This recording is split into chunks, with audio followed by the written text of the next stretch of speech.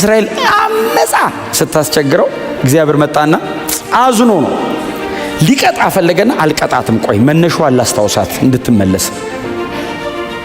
በደም ተለውሰሽ ሳለሽ በመንገድ ላይ ወድቀሽ ምን ማለት ነው? ተገር የተወለደ ሕፃን ገና እትብቱ ሳይቆረጥ በደም ተጨማልቆ መንገድ ላይ ወድቆ ሊሞት እያጣጣረ ማለት ነው ትርጉሙ። ባይዘው በልጅነትሽ ነው ያገኘውሽ። የት? በደም ተለውሰሽ መንገድ ላይ ጥለውሽ ልትሞቺ ስትይ በደም ተለውሰሽ ሳለሽ አየውሽና በህይወት ኑሪ ያልኩሽ። አሁን አድገሽ ስትበሲ ትልቅ ስትሆኚ መልክሽ ሲያምር ሌሎች አማሩሽ አላት። እኔ ግን በደም ተለውሰሽ ነው ያገኘውሽ፣ በሕፃንነትሽ ነው ያገኘውሽ። በህይወት አኑሬ አሳድጌ ተንከባክቤ እንደዚህ መልክ ሲመጣ ቆንጆ ስትሆኚ አማርሻቸው፣ አንቺም እኔን ትተሽልሽ። እግዚአብሔር በጣም እንደዚህ ወደ እኔ ተመለሽ፣ የልጅነት አምላክሽ እኔ ነኝ። ህዝቡ አመፀ። እግዚአብሔርስ አልፈልግም ትቻችኋለሁ አለ። ተመለሱ። ባይዘው ሲመለሱ ንስሐ ሲገቡ ወድቀው ሲጸልዩ መጽሐፍ እንዴት ኤርሚያስ እንደሱ አይደል ያለው? ጸሎታችንን ላለመስማት ራስን በደመና ሸፈንክ። ተንበርክከው ብሎ ቀና ሲሉ ተሸፍኗል፣ ነጥሮ ይመለስ። ጸሎታችንን ላለመስማት ራስን በደመና ዘጋኸዋል፣ እንዳይመጣብኝ ጸሎት። ተመልሰው አልመልስም እምቢ። ከዛስ ኤርሚያስ ተነስቶ ሊሄድ ሲል ጸሎታችንን ካልሰማ አማራጭ እንፈልግ ብሎ ሲነሱ መንገዴን በተጠረበ ድንጋይ ዘጋኸዋል። ንስሐ፣ ምህረት፣ ተሐድሶ፣ መመለስ ሁልጊዜ በእግዚአብሔርና በሕዝቡ መካከል አለ። ሕዝቡ ያጠፋል፣ ሁሌ ነው የሚያጠፋው። ሕዝብ ይደክማል፣ ሁሌ ነው የሚደክመው። ሕዝብ ይስታል፣ ሁሌ ነው። እግዚአብሔርስ የምህረት አምላክ ነው። ሁሌ እጁን ዘርግቶ ኑ።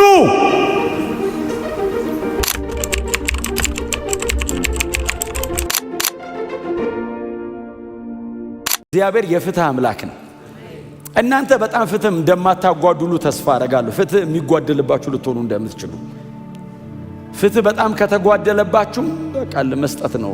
እንደምታየው ነው። ጌታ ሆይ በሉት። እሱ መቶ ቦታ ያስይዟል። የኔ ሥራ ነው ብሎ አሜን በሏ። እና የአሞጽ ትንቢት በጣም የሚያተኩረው እዛ አካባቢ ነው። በጣም አንድ የሚገርመኝ አሞጽ እንደነ ጌልጌላ እንደነ ቤቴል ያሉ እስራኤል በጣም የምትመካባቸው ቦታዎች አሏት። እነ ሆሴም ተናግረዋቸዋል። በጣም እስራኤል የምትመካባቸው ቤቴል አለ፣ ጌልጌላ አለ ይላሉ። እና ሄደን እግዚአብሔርን በዛ እናመልካለን። መስዋዕት አይደለም የሚፈልገው ይላሉ። አዎ በጣም ባለጠጋ ሆነዋል። አዎ የሚፈልገውን በኩር እንከን የሌለበት ያለውን መስዋዕት ወስደን እናቀርብለታለን። የት? ቤቴል። የት? ጌልጌላ። የት? እግዚአብሔር እገኛለሁ ያለበት ቦታ እናቀርብለታለን። ተመልሰን ስንሄድ ግን እንደፈለግን ነው የምንኖረው። መስዋዕት አይደለ የፈለገው እግዚአብሔር። አዎ እንትን አይደለ አምጡ ያለን። አዎ አስራታችንን በአግባብ እናስገባለን። መስዋዕት በአግባብ እናቀርባለን። የሚፈልገውን በሙሉ እናደርግለታለን። ፐርሰናል ህይወታችን ላይ ግን እግዚአብሔር እንዳይገባ ምን ማለት ነው? ቸርች እመጣለሁ፣ መስዋዕቱን አቀርባለሁ፣ ፍርድ አዛባለሁ ሄጄ። የሚፈልገው ቸርች መጥቼ እንድዘምር አይደለ? እዘምርለታለሁ። የሚፈልገው በሰዓት መጥቼ እንድጸልያለሁ፣ በቃ ጸልያለሁ። አዎ የምትፈልገው ይሄን ነው፣ ያው እንካ እለዋለሁ። ተመልሼ ሄጄስ የፈለኩትን አረጋለሁ ሲል አሞጽ እንዲያለ ቤቴል ትማረካለች፣ ጌልጌላን ፈጽማ ትጠፋለች። የምትመኩት በሱ ነው። አዎ እንግዲያው እነሱ ይጠፋሉ፣ እኔን ፈልጉ፣ በህይወት ትኖራላችሁ። እኔ እሱን አይደለም የፈለኩት፣ እምፈልገው እናንተን ነው። እናንተ ደግሞ እኔን ፈልጉኝ። እግዚአብሔርን መፈለግ ከዚህ ፕሮግራም ያልፋል። እግዚአብሔርን መፈለግ ሴሪሞኒያል የሆኑ ነገሮችን ከመፈጸም ያልፋል። እግዚአብሔርን መፈለግ ህይወት ነው፣ ኑሮ ነው፣ አቋም ነው፣ ድርጊት ነው፣ የህይወት ለውጥ ነው። እግዚአብሔርን መፈለግ አሞጽ በጣም ቻሌንጅ የሚያደርጋቸው በዚህ ነው። እና ይሄ እናንተ ጋር ስለሌለ እግዚአብሔር እቀጣለሁ እያለኝ ነው የአሞጽ ትንቢት። ባይዘው ይሄንን አጥቻለሁ ህዝቤ ላይ እና እቀጣለሁ ህዝቡን ብሎ ትንቢት። አሁን እሱ ጋር አይደለም ያለሁት። የሚቀጥለውን ለመናገር ግን ይሄንን ሳልናገር አይቻልም። ኮንቴክስት አውድ ስለሆነ ከዚህ ጋር የተያያዘ ነው። የሚገርማችሁ እስከ ምዕራፍ 9 ቁጥር 10 ድረስ እንደዚህ እየተናገረ መጣና በቁጥር 10 እና በቁጥር 11 መካከል ያለ ሺፍት እንደዚህ አይነት ሽፍት ተደርጎ ራሱ ያውቅ ግልበት አረገው። እግዚአብሔር እኮ ነው የሚያደርገው። አሞጽማ ያለውን ነው ቆሞ እያለ ያለው። የሰራዊት ጌታ እግዚአብሔር እንዲህ ይላል ሲል ህዝቡ ይሰማል። ህዝቡ ይሰማል። አንሰማህም፣ አንተ የምትለውን አንፈልግም ማለት አይችሉም። ምክንያቱም አሜሲያስ ሐሰተኛ ነው። ትሞታለህ አለው፣ ሞተ ይላል። አሜሲያስም ሞተ ይላል። ሐሰተኛ ነው ሰውየው። ስለዚህ ህዝቡ እግዚአብሔር በአሞጽ በኩል እየተናገረ እንደሆነ ኦልሬዲ ገብቷቸዋል። እየሰሙት ነው። እስከ ቁጥር 10 ድረስ ያንን ተናግሮ እግዚአብሔር እንደዚህ አደርጋለሁ ይላል ሲል ይመስለኛል ህዝቡ ልቡ ይነካል፣ ስብር ይላል። እግዚአብሔር ይህንን ከሚያደርግብን እኛ እንመለሳለን። ትክክል ነው፣ በድለናል። የሚፈልገው በጉንና በሬውን ዋኖሶቹን የመሰለን እኛን አልመሰለንም። ለካ በሬ በግና ዋኖስ እኛን ማግኛ መንገዱ እንጂ እግዚአብሔር የሚፈልገው እኛን ነው። በግ ይዘና ያለ በግ ፈልጎ አይደለም እግዚአብሔር፣ በበጉ በኩል እኔ ሊነካኝ። አሜን በለዋ። ለዛ እኮ ነው በጣም ሲያስቸግሩት እግዚአብሔር መጣና እንደዚህ ያለ አልፈልግም ከዛሬ ጀምሮ አለ። ሚልኪያስ ላይ ትዝ ይላችኋል። እንደውም በር ማንም ይዘጋልኝ በግ እንዳይመጣ እኔ ጋር በሬ ምናምን አልፈልግም። ለምን? በሺ ተራሮች ላይ ያለው የኔ አይደለም ወይ አለ። ለበግማ አንተ የማታውቀው ሺ ተራራ ላይ እኮ የማይቆጠር የበረሃ በግ ምንም ያክል ገበያ የማታገኘው በግ አለ። እሱ ሁሉ እኮ የኔ ነው። እኔ አጣው እንዴ በግ? በበጉ አቋርጬ ልጨብጥ ነው። አንተ ማትመጣ ከሆነ በጉ ምን ያደርግልኝ? አልፈልግም፣ በቃ በዛው ይቅር። በእውነት መገናኛ ዋና ሆኖ እኛ እንዳንጠፋ የሚፈልገው ይሄን አይደል እንዴ? እያልን እየሰጠን እኛ እንዳንጠጣ ጎናቸው እርሱ መስዋዕትንም አንተንም ይፈልጋል በሉት፣ ንገሩት። አዲስ ኪዳን ደግሞ ሞር አድቫንስ ነው። ሕያው ቅዱስና እግዚአብሔር ደስ የሚያሰኝ መስዋዕት እኛው ነን። ምስጋናህን ብቻ ሰጥተህ መሄድ አትችልም። አንተ ራስህ ነህ መሰዊያው ለምትቀርበው። አንድደህ አትሄድም፣ አንተ ነህ የምትነደው። የሚቃጠል መስዋዕት አንተ ነህ፣ እዛው ላይ ነው የምትቀርበው። ከዛስ በበጎ ፈቃድ ነው ባይዘው ለአእምሮ የሚመች አገልግሎት ነው። ትቀርብለታለህ፣ ከስር ይለኩሳል እግዚአብሔር፣ ትነዳለህ። አሜን በሉ። አይዟችሁ፣ አያቃጥልም። ለእግዚአብሔር የሚገባ ኑሮ ነው እና በቃ ይሄዳል፣ አይሞትም። ሕያው ነው መስዋዕቱ፣ እየቀረበ ሕያው ነው፣ እያቀረብን ሕያው። አሜን ነው። ስለዚህ እግዚአብሔር እኛን ይፈልገናል። የአሞጽ መጽሐፍ እሱ ነው። እና አጥቻችኋለሁ፣ የላችሁም፣ እፈልጋችኋለሁ፣ ግን ካልመጣችሁ በቃ እኔ ምንም ማድረግ አልችልም። የምትሰሩ ስራ ደግሞ በኋላ ዋጋ እንዳያስከፍላችሁ ተመለሱ ይላል። ህዝቡ እንመለሳለን ያለ ይመስለኛል። ከዛ ቁጥር 11 9:11 ያነበብነው ክፍል ምንድነው የሚለው? ዋው! እግዚአብሔር የቀጠረው ቀን አለ። በጣም ህዝቡ እግዚአብሔር ሊቀጣን ነው፣ ልንሞት ነው፣ ልንጠፋ ነው፣ በቃ እግዚአብሔር ወደ መቃብር ሊልከን ነው፣ እስካሁን የመጣው የፍርድ ቃል በሙሉ ላያችን ላይ ሊወርድ ነው ብለው ድፍት ሲሉ በእግዚአብሔር ፊት እግዚአብሔር እንደዚህ ያለ በዚያን ቀን የወደቀችውን የዳዊትን ድንኳን አነሳለሁ ብሎ እግዚአብሔር ስለ ወደፊቱ ነው የሚናገረው።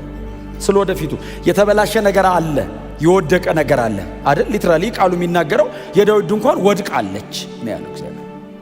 አንድ ዳዊት ስለሚባል ግለሰብና በሱ በኩል ስለቀጠለ ንጉሳውያን ቤተሰብ አይደለም እግዚአብሔር እየተናገረ ያለው። በዳዊት በኩል እግዚአብሔር ስለጀመረው ብርቱና ታላቅ ስለሆነ መለኮታዊ አሰራር ነው እግዚአብሔር እየተናገረ ያለው እንጂ ዳዊት ነበር፣ ከዛ ሰለሞን ነበር፣ ከዛ ኢዮሮብዓም መጣ፣ ከዛ በኋላ እንትን ወደቀ፣ እንትን ፈረሰ አይደለም። ስለዛ ሰውዬ ቤተሰብ አይደለም እግዚአብሔር እያወራ ያለው። በእስራኤል መካከል ስለሚኖር መስዋዕት፣ በእስራኤል መካከል ስለሚቀርብ አምልኮ፣ በእስራኤል መካከል ስለሚኖር እግዚአብሔርን መካከለኛ ስላደረገ ሕይወት ነው እግዚአብሔር ወድቋል አለ። የወደቀ የዳዊት ድንኳን አለ። ያቺን የወደቀችውን የዳዊትን ድንኳን በዚያን ቀን አነሳታለሁ፣ አድሳለሁ፣ ወደ ሕዝቤ ወደ እስራኤል እመለሳለሁ አለ እግዚአብሔር። እመጣለሁ። እግዚአብሔር ቀን ቀጠረ። ያቺ ቀን ብሎ እግዚአብሔር ያድሰን፣ እግዚአብሔር ያንሳን፣ እግዚአብሔር እንደገና ፊቱን እንደገና መገኘቱን እንደገና ብርሃኑን ይመልስልን። ብዙ እድል አለን ከነሱ በላይኛ የወደቀ ነገር አለ። በጣም በጣም በጣም ብዙ ሊወድቅ ጫፍ ላይ የደረሰ ነገር አለ። በጣም ብዙ እየፈራ እየተሰጋለት ያለ ብዙ ነገር አለ። በዚህ አካሄዱ ከቀጠለ አንዳንድ ቦታ ወንጌል በጣም ዘመናዊ ከመሆኑ የተነሳ እውነትን ቆሞ መናገር ከባድ የሚሆንበት ጊዜ እየመጣ ነው። እውነትን ቆሞ መናገር እግዚአብሔር የሚፈልገው ይሄና ይሄን ነው ብሎ መናገር ኮምፕሮማይዝ የሚደረግበት ዘመን እየመጣ ነው። በጣም ብዙ ነገር እየወደቀ ነው። በምንድን ነው ይሄንን የምናስተካክለው? በመመለስ፣ በእግዚአብሔር ፊት በመውደቅ፣ በመጸለይ፣ የእግዚአብሔርን ፊት በመለመን፣ እግዚአብሔር እንዲመለስ በመለመን። ንስሐ መግባት ነው ግዴታ ነው። ተንበርክኮ ረጅም ሰዓት ፊቱን መፈለግ ነው። አዎ ወደ ቃሉ መመለስ፣ ለቃሉ ታማኝ መሆን፣ የህይወት አቋም ማስተካከል፣ መቀየር፣ መንገድ መለወጥ አዎ ግዴታ ነው። እግዚአብሔር አነሳለሁ ሲል እሺ ማለት አለበት ሰው። እግዚአብሔር ማንሳቱ አይቀርም። ለምን በዚህ ትውልድ አያነሳው? ይህንን ቃል እግዚአብሔር ለምን ለሚቀጥለው ትውልድ ለምን ያሻግረዋል? ከተመለሱ እኮ ይመልሳቸዋል። እሺ ካሉና ዝቅ ካሉ እኮ እግዚአብሔር በዚህ ዘመን እኮ ያደርገዋል። ማንም አላለም። ህዝብ ሁሉ ቅድም ያልኳቸው አይነት ማህበረሰብ ነው። እጅግ ቅንጦት የሞላበት ህይወት እየኖሩ ነው። በዚህ መሃል ነው እግዚአብሔር መጥቶ የሚናገረው።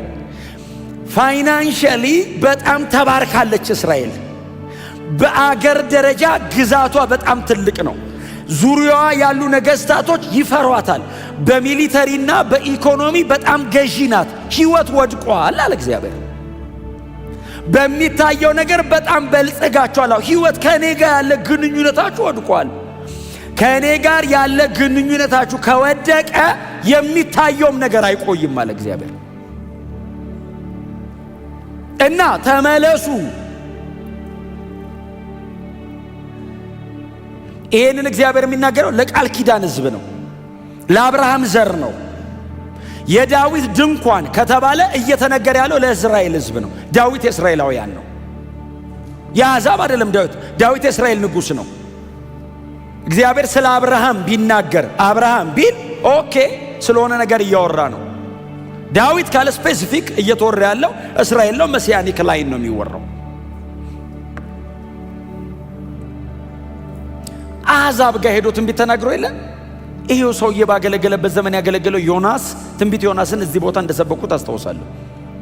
አሶር መንደር ሄደ። ትዝ ይላችሁ? ነነዌ የአሶር ዋና ከተማ ኢትዮጵያ ገብቶ አዲስ አበባ ቢመጣ የአንድ ቀን መንገድ ያክል ሄደ። ነነዌ ታላቅ ነበረች። ዮናስ ትንቢት ሲናገር ነነዌ ትወድቃለች አይደለም ያለው፣ ታላቂቱ ነነዌ ነው ያለው። ታላቅ ናት ከተማዋ። ሪቢሊየስ አመፀኛ ከተማ ናት። ዮናስ ቆሞ በዚህ ጊዜ ካልተመለሳችሁ በእነዚህ ቀናት ነነዌ ትገለበጣለች ሲል ንጉሱ ሰማ አይደለም የሚለው ቃሉ። ንጉሱ ሰማ። ከዛስ ንጉሱ ከንጉሱ ጀምሮ እስከ ታችኛዋ ሴት ድረስ አዋጅ ወጣ። እሱ ብቻ አልበቃቸው፣ እንስሶቹ እንዳይበሉ አለ። እንስሳ ይጹ ምግብ እንስሶቹን ከለከሉ። ሁሉም ወድቀው ንስሐ ገቡ። መጽሐፍ እንደዚህ ይላል፣ እግዚአብሔር ሊያመጣባቸው ከነበረው ጥፋት ተጸጽቶ ተመለሰ። ለዮናስ አጠፋለሁ ብሎ ነገረው። ትጠፋላችሁ አለ። አይ ቲንክ ዮናስ እንደዛ አይነት ትንቢት ተናጋሪ ነው አይደል? ትጠፋላችሁ ደስ ይለዋል። መለስኩ ሲል ከፋው የሚል ቃል አለ። አንዳንድ ሰው እንደዛ ወንጌል ዝም ብለህ ለምን ትናገራለህ? እግዚአብሔር ካለን ያው ጠቅሱ የሚልበት ቦታ ላይ እንላለን ስንደርስበት። ሲኦል ትገባለህ ከሚል በላይ ከባድ ፍርድ አለ እንዴ? ሰው እኮ ሲኦል ይገባል እኮ። ወንጌሉ እኮ ይሄ እኮ ነው አይደል? ሰው እኮ በክርስቶስ ካላመነ ሲኦል ይገባል።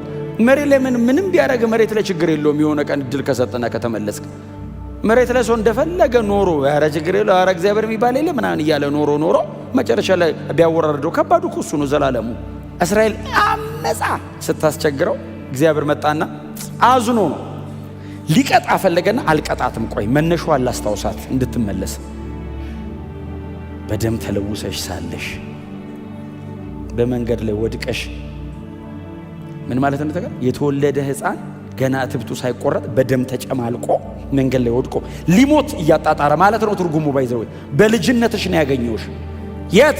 በደም ተለውሰሽ መንገድ ላይ ጥለውሽ ልትሞቺ ስትይ በደም ተለውሰሽ ሳለሽ አየውሽና በህይወት ኑሪ ያልኩሽ። አሁን አድገሽ ስትበሲ ትልቅ ስትሆኚ መልክሽ ሲያምር ሌሎች አማሩሽ አላት። እኔ ግን በደም ተለውሰሽ ነው ያገኘውሽ። በሕፃንነትሽ ነው ያገኘሁሽ። በሕይወት አኑሬ አሳድጌ ተንከባክቤ እንደዚህ መልክ ሲመጣ ቆንጆ ስትሆኚ አማርሻቸው፣ አንቺም እኔን ትተሽ ሄድሽ። እግዚአብሔር በጣም እንደዚህ ያለ ወደ እኔ ተመለሽ፣ የልጅነት አምላክሽ እኔ ነኝ። ንስሐ፣ ምህረት፣ ተሐድሶ፣ መመለስ ሁልጊዜ በእግዚአብሔርና በሕዝቡ መካከል አለ። ሕዝቡ ያጠፋል፣ ሁሌ ነው የሚያጠፋው። ሕዝብ ይደክማል፣ ሁሌ ነው የሚደክመው። ሕዝብ ይስት፣ ሁሌ ነው። እግዚአብሔርስ የምህረት አምላክ ነው። ሁሌ እጁን ዘርግቶ ኑ። አንዳንድ ሰው እግዚአብሔር ሲገድል ደስ የሚለው ሰው አለ። እገድላለሁ ይላል ሲባል አዎ የሚል ከማን ነው የሚጀምረው? እውነቴን እኮ ነው የምልህ። የማን ጽድቅ ነው እግዚአብሔርን እንትናን ገድሎ ማን በእግዚአብሔር ፊት መቆም ይችላል? መመለስ ነው የሚያዋጣው። ንስሐ ነው የሚያዋጣው። መውደቅ፣ ዝቅ ማለት። እውነቴን የምነግራችሁ ከአንዳንድ ኃጢአተኛ በላይ አንዳንድ ጻድቅ ነው የሚበድለው። ያ ፈሪሳዊ እንደሱ አይደለ? በቀን 3 ጸልያለሁ፣ 10 አመጣለሁ፣ እንደዚህ አረጋለሁ፣ እንደዚህ አረጋለሁ። ቀና ብሎ ነው ታውቃለህ። በእግዚአብሔር ፊት ነጭ ልብሱን ለብሶ ጥምጣሙን ጠምጥሞ ሲያወራ፣ አንድ ደግሞ ቀራጭ ቆሞ ልቡን እየደቃ ይላል። አንተ ፈሪሳዊ ፕራይድ፣ እውነተኛ ጽድቅ ትሁት ነው የሚያደርግ። የራስ ጽድቅ ሲሆን ነው ትዕቢተኛ የሚያደርገው ሰው። እንደዚህ ያየውና እንደዚህም ደግሞ ቀራጭ ስላላረከኝ አመሰግንሃለሁ አለ። እየጸለየ ነው። እኔ ወደ ራሱ ነው የሚጸልየው፣ ወደ ሰው ራሱ እንዳይባልም ባይዘው። ትዕቢተኛ ከሆንክ አጠገብ ያለው ሰውዬ ነው የሚቃወም መጀመሪያ፣ ሌላ ሰው እንዳይመስል። ትዕቢት በጣም ደስ የሚለው ለትዕቢተኛው ነው። አጠገብ ያለ ሰውዬ ባይዘው በጣም ስትታበይበት ምንም ሊያረገ ካልቻለ ነው ዝም የሚል። እድል ቢያገኝ የመጀመሪያ እሱ ነው የሚመታ። ትዕቢታው ለራስ እግዚአብሔር ይቃወመዋል ትዕቢተኛን። ሰይጣን እንዳይመስል እግዚአብሔር ትዕቢተኛን ሰይጣን እንደሚያረግ ታውቃለህ? ሰይጣን ትዕቢተኛ ያረገውና ርቆ ነው የሚቆመው። ሰይጣን እንዴት እንደሚቀጣ ለማየት። ትዕቢተኛን የሚቀጣው እግዚአብሔር ነው። ለትዕቢተኛ የተላከ እንዳይመታው እሱንም እሱ ራሱ ጠግ ቆሞ ምን ሊያረገው ነው ይላል። 7 ዓመት ሲያርስ ያስበላው ብዬ ነበር። ንስሐ አለመመለስ፣ አለመውደቅ፣ ልብን አለመስበር ፕራይድ እንደሆነ ታውቃላችሁ? ፕራይድ በእግዚአብሔር ፊት የሚደረግ ትዕቢት፣ ትዕቢት ደግሞ አመጽ። መሰበር፣ መጸለይ፣ መንበርከክ፣ በእግዚአብሔር ፊት መውደቅ ትህትና። መሸነፍ አይደለም። መሸነፍ ቢሆንስ ራሱ ይሁና።